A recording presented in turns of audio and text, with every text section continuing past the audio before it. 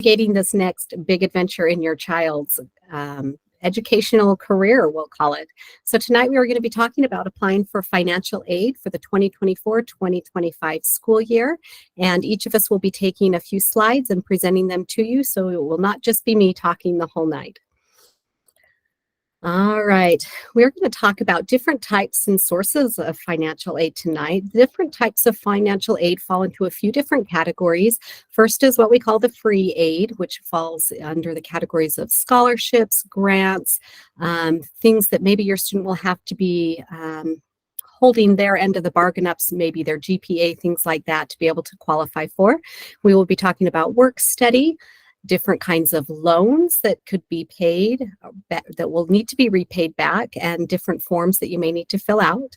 We'll also be talking about different sources of financial aid, such as federal government in the areas of Pell Grants and different kinds of loans that they offer. We'll also be talking a little bit about state grants, what we call Cal Grants.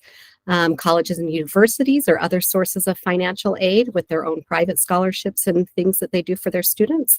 We'll also be talking about private sources such as Serrano local scholarships and different area scholarships, maybe even employees or employers offer scholarships as well. There's even some job opportunities that students can get to that help pay for your schooling. A couple that come to the top of my mind are Starbucks as well as In-N-Out and a few places like that. So the first thing that we're going to talk about is what kinds of aid can I qualify for? And this is kind of the order.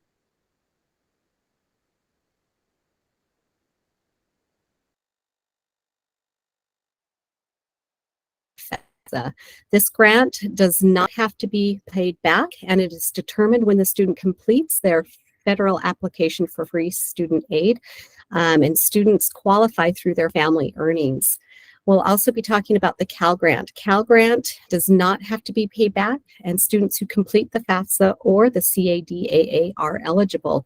This grant is renewable each year. Students must qualify by earning at least a 2.0 GPA, and family earnings fall below the income ceiling. It's only available if you are attending colleges in California. Different scholarships. Many colleges, 4- and 2-year colleges, offer different scholarships to their students that you can apply to after you are accepted to their program. Usually you also have to, you'll be filling out the FAFSA or the CADAA before doing that as well. Another type of aid that you can qualify is work study.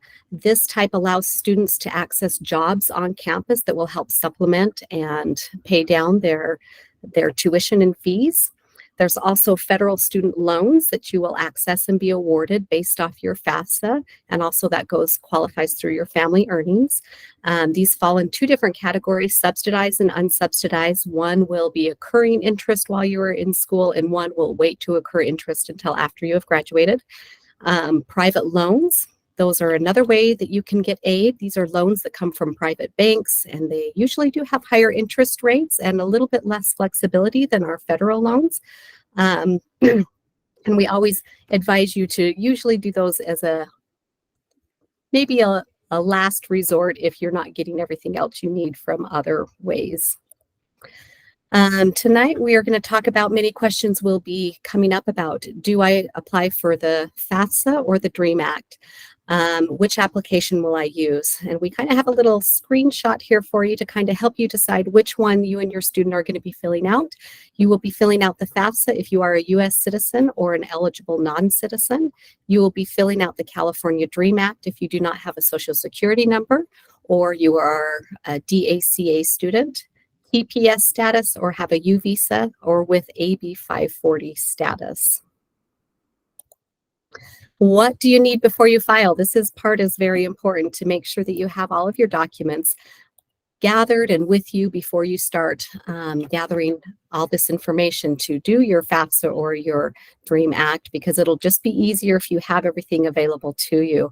You are going to also want to make sure that you have your California college's username and password and your account created before that you start making all of these decisions, so that you can kind of keep everything in one spot and everything is ready to go. Make sure that you have your FSA ID, one for you and one for your parent. They will be explaining that a little bit more on an upcoming slide. This is required for the FAFSA only. You also are going to need your parents' income from 2022.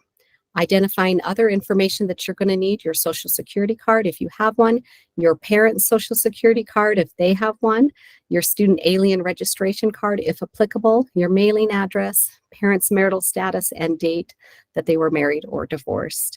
So for right now, that is the end of my part of this presentation. I'm going to turn the time over to Mrs. Lindsay for her to continue on. Yes, hello. Okay, so once you've gathered all of your information, now it's time for you and your student to start the FAFSA application. So you may be wondering, well, what's the first step? The very important first step is creating an FSA ID. This is only if you are going to be filling out the FAFSA. So if you're filling out the FAFSA, you and your student will need to create a FSA ID. This will allow you to electronically sign the application. Only one parent must apply. So if your student lives with two parents, whether it's a parent, step parent, and the household, only one needs to create the FSA ID. If you have older children that you may have already completed a FAFSA for in previous years and you already have an FSA ID, you can use that same FSA ID. You only need to create one if you have never created one before. And again, once you create that FSA ID, you will use that for the remainder of the years that your student is in college. If you have other children that are younger and will be going to college in the next year or so, again, keep that same FSA ID because you will use it. If you have a Social Security number, but your parents do not, so if the student has one, but parents do not, please instruct your student to email their counselor so that way we can help them and let them know what they need to do in that situation. So if you are a student that needs to complete the California Dream Act, you do not need to apply for FSA ID. Instead, there's another process. But if you're going to use the FSA ID, you're going to go to that website we have listed right there in yellow, which is the www.fsaid.ed.gov. You will click there and follow the prompts so that way you can complete your FSA ID. Okay, now this is another important thing, understanding what information is reported and what year of information. So there's going to be two main things. The FAFSA is going to ask about assets. The assets, it's reported as of the date that you filed the FAFSA. So for instance, if you're filing the FAFSA during this month, February, you're going to provide information for the assets up until this month, February. Whereas income is going to be based on the second previous tax year. So for example, you will be completing the 24-25 FAFSA. So you will be using your income and tax information from tax year 2022. Okay, so not your tax information from last year from 2023, but from your 2022. Please do not substitute your 2023 income and tax information for 2022. Okay, also don't estimate. So you want to make sure you're using the right year. Also, if your family income has changed, so if it was one amount in 2022, but in 2023 it did change, still go ahead and use the 2022 information to complete the FAFSA. Once it's completed, you can contact that college or university that your student is applying to, and you can file an appeal with that specific college financial aid office. Okay, so there's going to be 7 main sections of the FAFSA or the California Dream Act. This part is very similar, either one that you file. So the first section is going to be your student demographics. So that's basic information, their name, date of birth, address, things like that. Section 2 is going to be the school selection. So that's where you're going to list all of the schools. And it's okay if your student does not know yet their acceptance status. You're going to still list all of the schools in which your student either has already applied to or intends on applying to. Then section 3 is the dependency status. So there's going to be questions to determine if your student is going to be considered an independent student or a dependent student. Then section 4 is going to be the parent demographics. So same thing, parent name, address, date of birth, social security number, that information. Section 5 will be the financial information. So that's where you're going to put in the assets and income and tax information.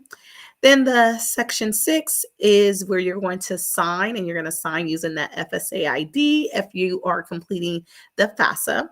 And then you're going to go ahead and submit. And then the last section is the confirmation. If you need assistance while you're completing the application, you can call the 1-800-4FED-AID number, which we have listed. They also will have on the FAFSA, they will have a live help chat feature that you can use as well. They are the experts on getting the application done correctly, and they also provide support in different languages. So let's see here. And then also too, there, as their counselor, we can assist with certain things, but again, it may be a situation where it's above us and you'll need to reach out to the help center. All right, so section 2, I'm going to go over some of these sections in detail. So section 2 is the school selection. Like I mentioned, you're going to list all of the schools in which your student plans on applying to or they have applied. FAFSA allows you to, or also the California Dream Act, they allow you to list up to 20 schools. If your student has applied or plans on applying to more than 20 schools, it's okay. They will list the first 20. Once they've received their confirmation and also received that school has received their student aid report, then they can go in and edit the FAFSA application to add more schools. Okay, so we always tell students to list a California college or university first, so that way they'll receive that Cal Grant consideration. Then we tell students to include at least one community college or a two-year college, just as a backup. Again, does not mean your student is going to go there, but in case something happens, they at least have that listed there as a backup. Okay. And you can always go back and again, edit that. You can add more schools later. Just you want to make sure that you are editing the schools once you receive that confirmation that student aid report or that student aid index has been processed for that particular college. Okay. All right, then section 5, this is probably going to be the most important part. And also too, it may look a little different. I think we forgot to give that disclaimer that if you were not aware, FAFSA underwent a major haul. There are things that are different. So the screenshot may look different from what the website looks like. And there may be some things that's a little different as far as language and, things that are used, but the process for is still the same. So the IRS data retrieval tool, when you're in section 5, when you're completing that part of the FAFSA, students will be asked if they want to use the IRS data retrieval tool. What this tool does is it automatically transfers the income and tax information from the IRS onto the FAFSA. It can reduce the likelihood of being chosen for verification because it can reduce the likelihood of errors. So if your family is eligible to use this tool, we highly recommend using this tool when completing the FAFSA. It does make it a lot easier to complete your FAFSA. All right, so I'm going to go ahead and pass it on to the next counselor. All right. Good evening, everybody. My name is Mr. Rosado, one of the 5 counselors at Serrano High School. I work with students A through CR. And I'm going to touch a little bit about the middle portion of the FAFSA process. So the parent signature page and the student signature, the electronic signatures that we're referencing with the FSA ID, we understand that there are so many different circumstances for everybody. And sometimes when we get to the end of the FAFSA and signatures have to be completed, and let's say a parent doesn't have a social security number, so therefore they can't establish their FSA ID, but their student does, we feel that it is an incomplete submission. So the student electronically signs their FAFSA using their FSA ID, but the parent cannot electronically sign. So there is a process for that that you'll see referenced in this slide. The student will still electronically sign the FAFSA at the end of the application using their FSA ID. There is a mechanism where the student can indicate that they need to print a signature page so a parent can physically sign a paper and mail it using United Postal Service regular mail to the address indicated on that printed page. So that printed page would substitute for the electronic signature that is, used in most circumstances. Like it's mentioned in the slide there, don't use special certified mail tracking or handling because it may, actually slow down the process because they're just waiting for regular mail. And signatures can potentially be rejected if they don't contain the applicant's signature. So if you print the page and then you just mail it off, don't actually sign it, it will get rejected and delay the completion of the FAFSA. But there are specific guidelines and rules that you have to make sure you adhere to, and it's all printed on that page for you to follow, so it's not super confusing. So if that is your family's circumstance, it does work. It just takes a little bit longer. So the signature option, electronic signature option, looks like this page where if you have the FSA ID, and as was mentioned, parent or what they now call a contributor would sign their portion and a student would sign their portion. Now, we understand that sometimes parents themselves are students and have been completing the FAFSA, and like Miss Lindsay mentioned, if you already have an FSA ID, you use the same one and you use it throughout the lifetime of your students or your own involvement in college.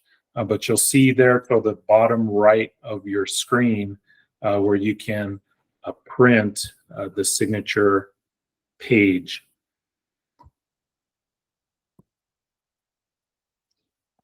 So we have a couple short videos that can help inform us in what happens after we submit the FAFSA form. So I'm going to go ahead and play those for us now.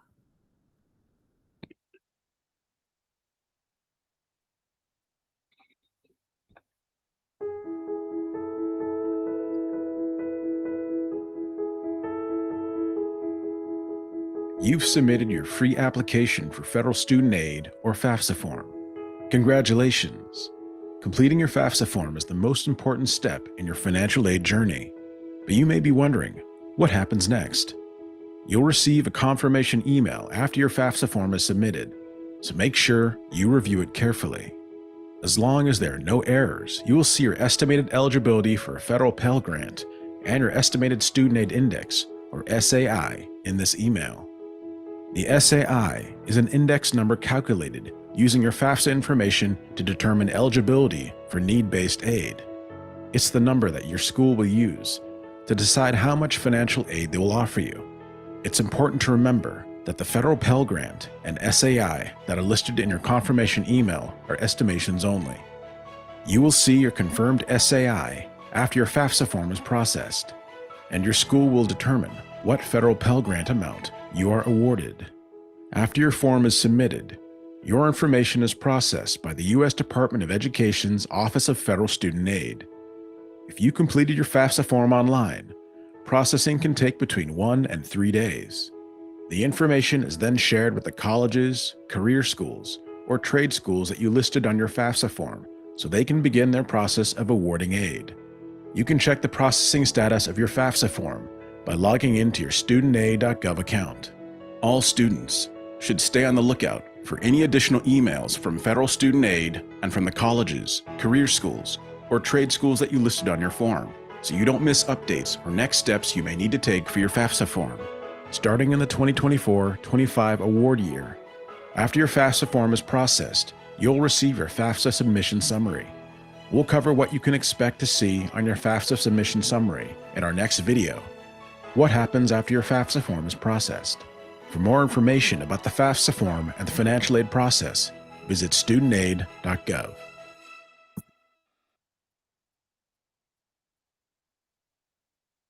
Okay, and I'm going to advance the slide here, but I'm going to pause. Let's see if I can. You've submitted your...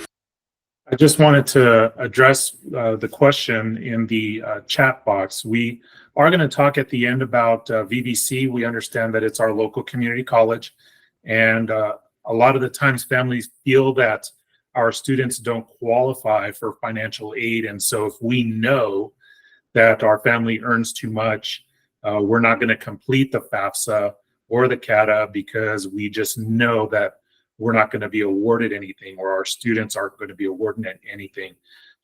We are going to address VVC specifically at the end, but generally speaking, schools will require students to complete the FAFSA regardless of what you believe schools will award. So please go ahead and complete that process, and just wait and see what the school may offer you, or the government will offer you. So thank you for that question. I'm going to restart this second short video.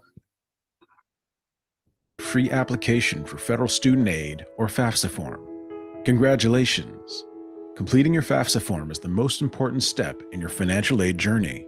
But you may be wondering, what happens next?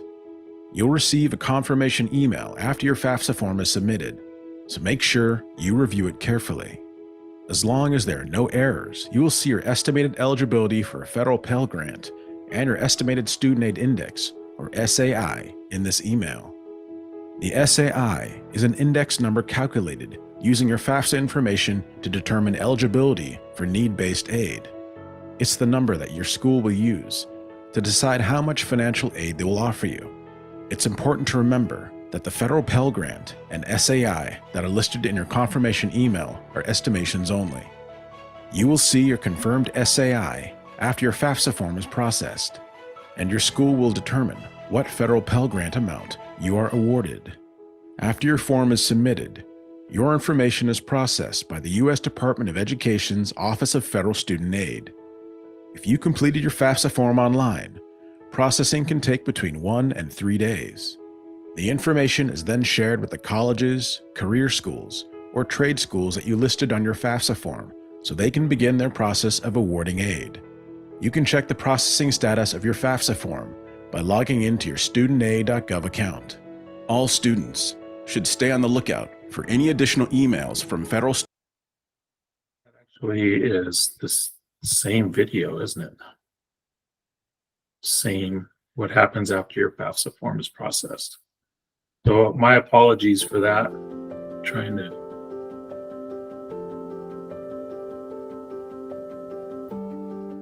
After you've submitted your online free application for federal student aid or FAFSA form, it will be processed in 1 to 3 days. You may be wondering what you can expect next. Starting in the 2024-25 award year, you'll receive a FAFSA submission summary. To access your FAFSA submission summary, log into your studentaid.gov account or follow the steps in the email you'll receive confirming your FAFSA submission summary is ready. When viewing your FAFSA submission summary, you will see 4 tabs: Eligibility Overview, FAFSA Form Answers, School Information, and Next Steps. The first tab will include estimates for the different types and amounts of federal student aid you may be eligible for. Additionally, you will see your Student Aid Index, or SAI.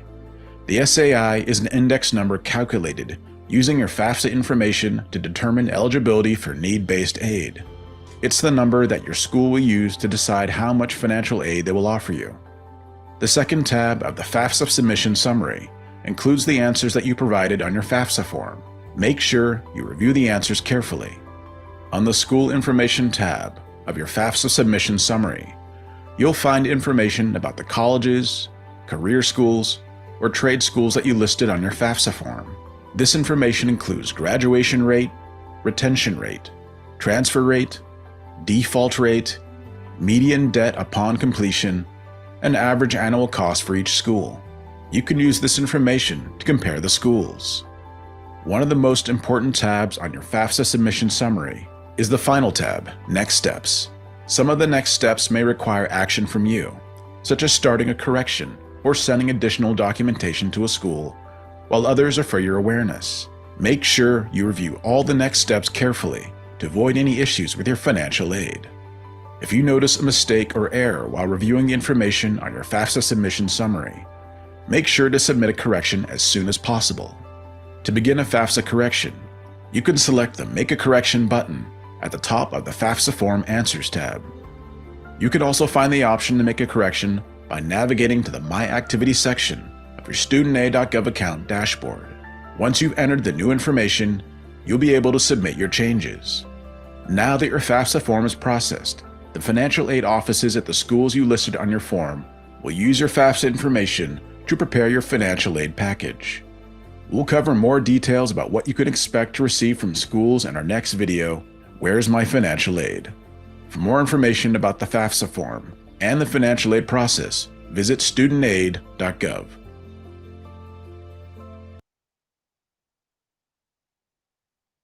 Okay, so I apologize for that repeat there. There were 2 different videos, and I know we had 2 people raise their hands for questions, but we are trying to get to the end so we can answer all questions generally, because it can get very, very specific.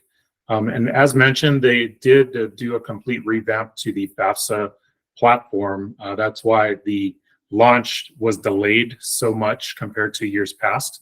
But we anticipate that once schools receive students' information, that financial aid award packages will start going out. And we did learn that the UCs and the CSUs have pushed their decision date from May 1st to May 15th. So schools that are outside of California, or maybe private schools in California, you'd want to check with them on their decision day, because it's typically May 1st, but because of this delay that's affecting the whole nation, a lot of schools are pushing back that decision day, because we all know that taking financial circumstances into consideration to make a final decision is a big impact. So please be aware of that. I think this is going to be my last slide. So special circumstances, when you fill out your FAFSA or the CATA, you must report family size and income from 2022, no exceptions. So what if your family size or income has changed since then? You still need to file the FAFSA or the CATA using the 2022 information. But after you file and decide which college you'll attend, you'll want to contact the school's financial aid office. And I believe Ms. Lindsay mentioned that earlier. And you want them to recalculate your financial aid based on those change of circumstances. So be sure to, follow up for any specific school that you intend your student to apply to, or not apply to, but to attend. So I'm going to advance the slide, and I believe Ms. Carver is next in line. Okay, so taking over this one is a huge question that we always get, so I actually have a couple slides on this one. Mr. Rosado, are you able to put this link in the message box in case parents? Absolutely, yes. Thank you. So who is considered a parent, or on the updated form for this year, they are actually referring to parents as contributors. I don't really care for that term myself, but I think that's to cover, because they know that some students don't live with their parents, and so they're following under multiple different situations there. So Mr. Rosado is going to post this link in our message box here. There is a really helpful infographic at that link that will help determine for students which parent should be listed on the application. And then, like I said, I'm going to go in a couple slides and show you a little more information on that. This is not based on which parent claims the student on their taxes. So that was an old rule from a few years ago. And so parents who were divorced would trade off every year of who would be listed on the FAFSA. That is no longer the case. They are very specific on which parent, and do you include step parent and all of that. So that infographic is very helpful with that. If we can go to the next slide. And this is really important that the student lists the correct parent in cases where parents are no longer married or never were married, because it can create delays. It can create the wrong financial aid packages. And then if things are updated, they may end up getting less aid than was initially awarded. So it's really, really important that students and parents use that infographic to make sure they are putting the correct contributors onto their 24-25 FAFSA application. Legal guardianship comes up a lot with many of our students. Legal guardianship is not going to be something that was established just by an attorney. That's not considered legal guardianship for the purposes of the FAFSA. So it has to be a court decision that includes the day that they submit their FAFSA form. So as you can see on the left-hand side there, a student is considered under legal guardianship if they can provide a copy of a court's decision that they were in that legal guardianship immediately before they reached the age of being an adult in their state. And the court was located in the state of the legal residence for the student at the time the decision was issued. So this is actually really helpful for students if they are not under legal guardianship, and we're going to go over to that in just a minute. And when we talk about independent students as well. So we'll go a slide over. This is a really great and helpful graphic of who would be determined a contributor for a student or not. We have students that live in all of these situations where they may live with an older brother or sister, legal guardians, foster parents, aunts, uncles, grandparents, step parents who are widowed. They are not considered a parent unless they have legally adopted the student. And if we can go to the next slide. So independent students, we get asked this a lot. We have a lot of students who parents are still in the picture, may or may not be providing financial support. Let's say if a student lives with their grandparent and still has contact with either mom and or dad, but do not live with mom or dad do not provide their care. The FAFSA is very specific on this, that there are only very specific requirements for being considered an independent student. If a student is considered independent, they do not have to list any parent financial income. But again, this does not qualify for the majority of students. It would not qualify for those students who may be living with a relative or family friend if parents are still in the picture. Even if biological mom or dad are not providing any financial support and have not for a while, but if they are still in contact with that parent, they still need to list that biological parent on the FAFSA. So we know that that can get really frustrating, especially if biological parent is not easy to get in contact with.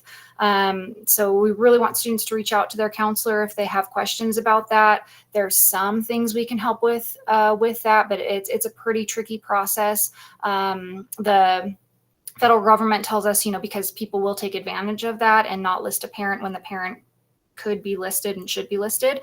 But for independent students, if a student from the age of 13 or older has been an orphan, lost both parents in foster care or ward of the court, If they're an unaccompanied minor who is homeless, self-supporting, or at risk of being homeless. So we have some students who live with older siblings because parents are not in the picture, not contactable. And so those students would actually be considered homeless, even though they may have a home. They may have a place that they go to every day and it's stable. But if it is not their parents' home, that's how they would be considered homeless. Again, that's a very small number of our students. I don't know if this applies to any of our students this year. I don't think so. But if a student, a high school student, has a child of their own, a dependent of their own, they would be considered independent at that time, even if they're living with parents. And then there are other special circumstances, but again, those are really specific. So just when in doubt, reach out to your counselor if you have what you think would be a special circumstance with your living situation. And if you do not meet these requirements, you must include parent income information in order to be considered for aid. They're very specific on that. Okay, common errors on applications. This happens a lot. I personally have a hyphenated last name. It causes problems all the time.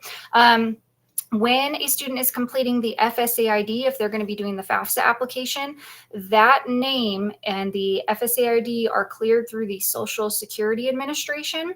I have had students who have one name on their birth certificate and another name on their Social Security card. Because it is cleared through Social Security Administration, on your FSAID and your FAFSA, match it to your Social Security card if there are any differences. So it's a really good idea to double check those birth certificates and the Social Security card if a student has one. We really want the social name to be the one that matches, because that's what the government's going to compare it to. So if a student has a hyphenated last name on one, but not the other, that could be cause for not receiving aid. So it's really simple, but that we see that a lot. Mistyping the date of birth, you would think that this would not be an issue, but kids are in a hurry when they're filling out applications, or sometimes your hand just mistypes a number. So double check dates of birth on there, because if they don't match up, again, you'll be denied for aid, at least initially, and it's a process to redo that paperwork.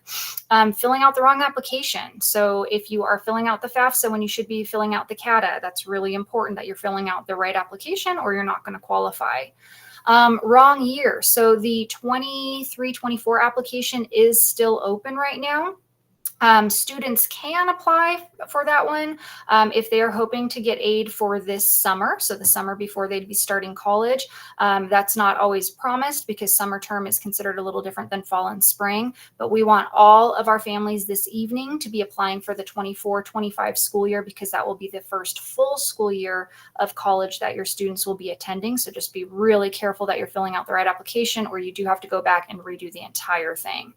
And again, the 23-24 application is going to look pretty different, because that was the old form, and the 24-25 is the new form.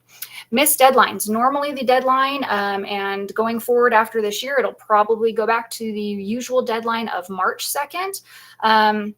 You can apply for the FAFSA after that date, but students that will be attending college in California will not qualify for any state aid at that time, which can be pretty significant. Those are usually the Cal Grant, which can be a pretty big help for students.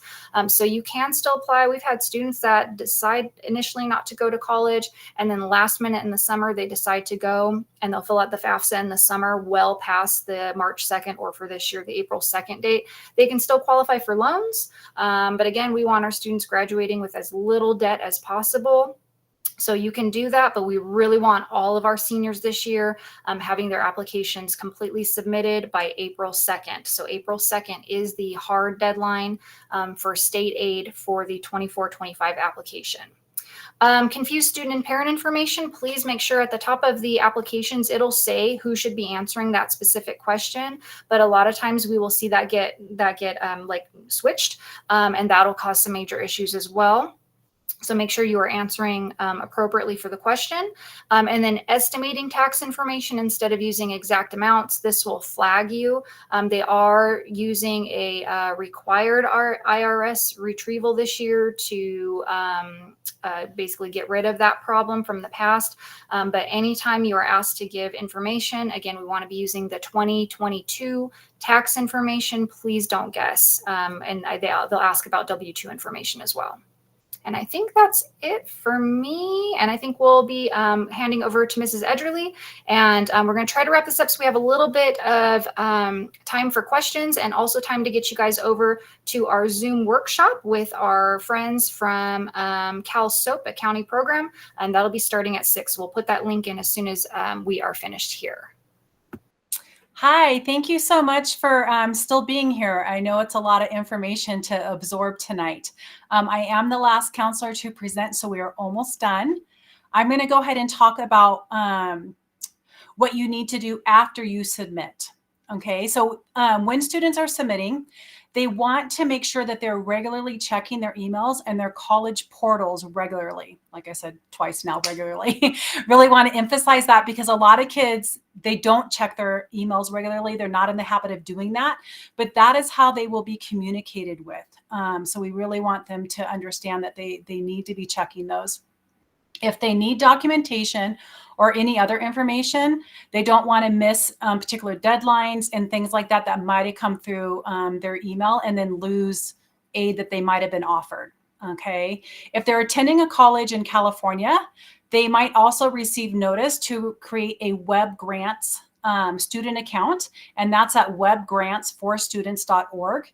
And the reason for that is because if they qualify for a Cal grant, that's how they will be communicated with, is through that webgrantsforstudents.org. So they want to create an account if they are applying for the Cal grant.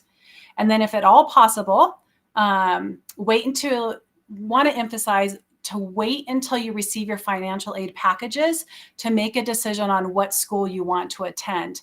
Partly because some schools that you're applying to might have a much grander package and in the end cost the student a lot less money to attend there. So we want to just make sure that we're letting the students know that every school has the ability to offer them different packages and to wait for all of those packages before making the decision. Going to university can cost a lot of money. And as much as some students have these really grand dream schools, we want to make sure that they understand what they're getting themselves into financially if they do choose to go to a really expensive school. So again, just wanted to really emphasize to check those financial aid packages that they're being awarded before making those decisions. Complete a financial aid application every year that they are in school. So they would apply obviously now for next year's school year as a freshman, but they'll apply for their sophomore year, their junior year, as well as their senior year. So every year that they are in school. And next slide. Okay, where can I find more information about scholarships?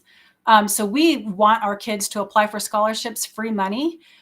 So one of the things that they can do is they can go to their college university website. Every college will have a section on scholarships and different awards that the school themselves is able to offer. If a student is going to be applying for particular programs within the college, a lot of times they will go to that program on the college's website to get more information on additional scholarships above and beyond what the school themselves is offering. Another place to go is goingmary.com. That is a free service that lists hundreds of different scholarships.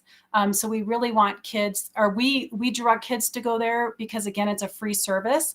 And sometimes kids through their emails and stuff like that will get information sent by people who want to help them find scholarships, but a lot of times they are charging money for that. So we discourage the kids to pay any money for somebody who's offering to find them scholarships, and we direct them to those free services instead. There shouldn't be any reason to pay anybody money because all scholarships are listed publicly. Again, check out the Serrano High School webpage because we also have local scholarships listed there, and we will be helping the kids get informed on what scholarships are available to them through Serrano High School and our local community. And then again, apply for every local scholarship that you're qualified for. Applications are available March 1st. And we'll be providing that information to all seniors in their senior English classes. And that, again, is for our local scholarships that Serrano has information on. Next slide. Okay, so that's the end of our presentation. What you're seeing now is our contact information for each of the counselors based on your student's last name. So for example, my student caseload is all the students who have the last name who start with S all the way through Z.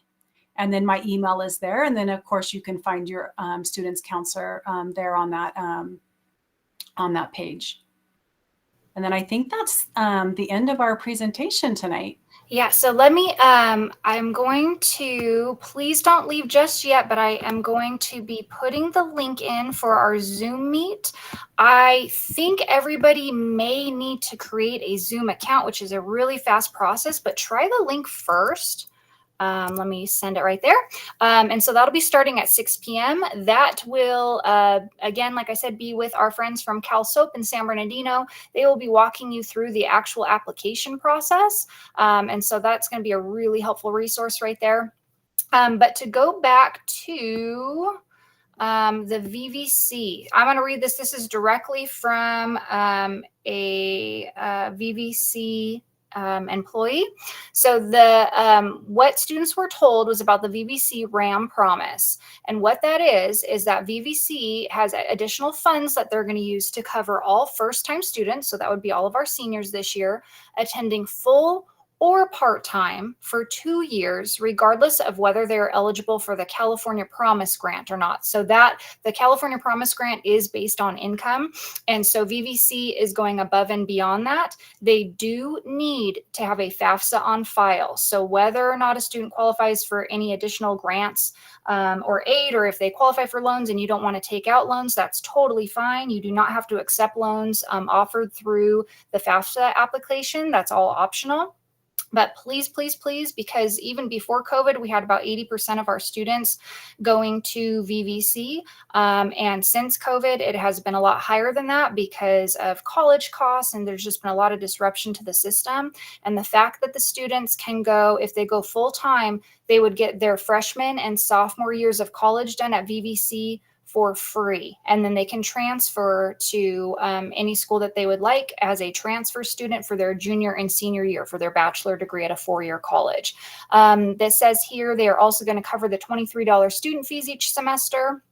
And another huge thing is the California Promise Grant, I believe, only covers fall and spring semesters. The VVC RAM Promise is going to cover fall and spring and winter session. That's a short January only session, so it moves pretty quick. But if a student can take at least one class, maybe two, which is pretty heavy, but that's going to make sure that they're going to get done with that transfer program even earlier. So we think that VVC, this is probably one of the best deals in the state for freshman students. So, and again, that's for whether they're going full or part-time. That's for associate's degrees, certificates. They do not have to be planning on transferring to a 4-year college. That would still cover all those certificate programs that VVC offers. So please, please, please make sure you get the FAFSA done and have VVC as a backup. Opening it up for questions now. Leslie, really quick, I would just like to add for the parents that are here, the VVC offer for 2 free years of college doesn't just apply to Serrano graduates. It applies to everybody who wants to attend. So if you know somebody who, had wanted to go to college, they're not straight out of high school, they're in their 30s, 40s, 50s, 60s, they qualify to apply for VVC and attend college for free up to 2 years. So just wanted to put that out there that it's not just for Serrano students.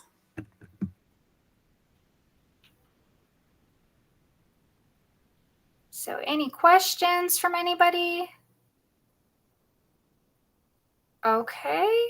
We'll stay on for a little bit, but if everybody wants to click that Zoom meet, of course, you don't have to do that. We are planning on having a workshop for students for financial aid, but we are in the middle of registration right now, so that's going to be delayed for a little bit. This was just really unfortunate timing with this application being delayed so much this year. And again, as Mr. Rosado said, the date for students to accept and commit to their colleges for Cal States and UCs at least has been pushed back 2 weeks from May 1st to May 15th. So that gives the colleges a little bit more time to get those financial aid packages out so you guys can make financially wise decisions about where students will go. I am very hopeful and expecting out-of-state and private schools to be doing the same. Usually if Cal States or UCs are doing something, we tend to see it with other schools as well, but please double check that. And yeah, so we hope to have that help for students coming up, but it may not be until sometime next month. So if you can get the application done this evening, you're ahead of the game, and we'll get that financial aid package a lot quicker from the schools that you've applied to. So we'll stay on and meet you guys at 6 p.m. in our Zoom meet if you can join us there.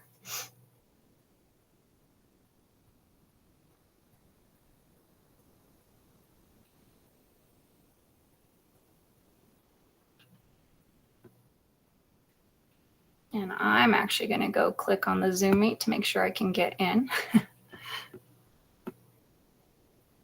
And I'm also going to stop this recording because I think we're done. So Ms. Felix, no, students have not had the opportunity yet because the application was delayed until late December. And then it was so glitchy that they would only have it open for like 1 hour a day all through January. So that's why we've had to delay this so long as it is. It was definitely not by choice, but we have not had any opportunities for the students yet because the application just wasn't available until now. But we will try to get that scheduled as soon as possible.